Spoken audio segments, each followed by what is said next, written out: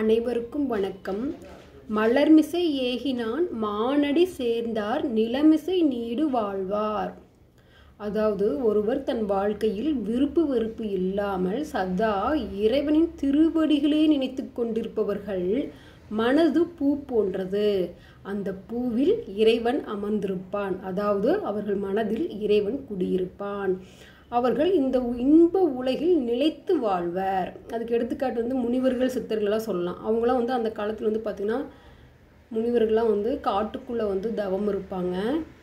சதா இறைவனின் திருவடிகளே நினைத்து கொண்டு இருப்பாங்க. பசிச்சதுன்னா போய் காட்டுக்குள்ளே இருக்கிற ஃப்ரூட்ஸ்லாம் சாப்பிட்டு திரும்ப தவம் இருப்பாங்க.